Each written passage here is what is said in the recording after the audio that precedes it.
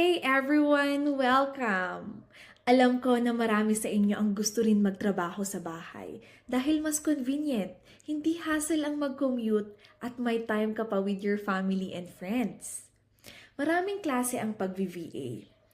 Pero paano nga ba tayo magsisimula? Yan ang pag-uusapan natin sa video na to. In this video, I'll walk you through 5 simple steps to start your VA career from scratch. Alam nyo, this is the video I wish I saw when I was just getting started. So if you're lost or unsure, you're not alone. Keep watching and don't forget to like and subscribe for more contents like this. Step 1. Just start. When I started, I had no experience, no mentor, no training. But here's the truth.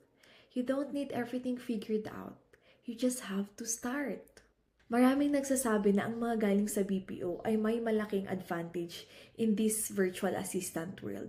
Pero hindi. I know a lot of people na wala man experience sa industry ng BPO pero naging successful as VA. Minsan, it's about resilience and attitude. To start, just start! If you're already watching this video, it means you're already getting started. So congratulations! Based on my personal experience, ito yung mga platform kung saan ako nakapag-start as VA and nakakuha ng client. Create a profile from these freelancing platforms like onlinejobs.ph, Upwork, Fiverr, LinkedIn, and lastly is Indeed. There are also Facebook groups for freelancing or virtual assistant jobs.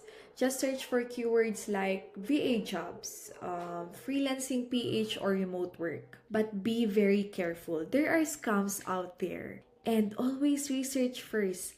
Also avoid jobs that ask money upfront. Big no. Trust your gut. Step 2, set up your payment options. Before you get hired, make sure ready ka to get your salary or payments. So you can set up PayPal, Wise, or Payoneer. Throughout my VA journey, PayPal and Wise has been my go-to payment methods. These platforms are so easy to accept payments from international clients and are simple to use. Step 3, use what you have. Do you need a computer? Yes. Do you need a high-end brand new laptop? Not at all. You can use basic laptop or borrow one to get started. Most VA tasks like email, management, research, admin work don't require powerful specs. I prefer laptop over desktop because it's portable. I've worked during vacation, family events, and even sleepovers, which wouldn't be possible with a desktop, right? Step 4. Discover your skills. One of the biggest questions beginners ask is, what skills can I offer? Honestly, I didn't know mine at first either. I only discovered them by reading job posts on freelancing websites. And that's when I realized I could do things like data entry, social media support, admin tasks, research, and more. Being a VA is broad. Once you explore job listings, that's when you see what tasks match your abilities and interests. And that's where your VA journey begins. Step 5. Stay consistent. Even with rejections, expect rejections. They are a normal part of the process. And if you get rejected, it doesn't mean you're not good enough. Most of the time, you don't need a resume or a CV to apply.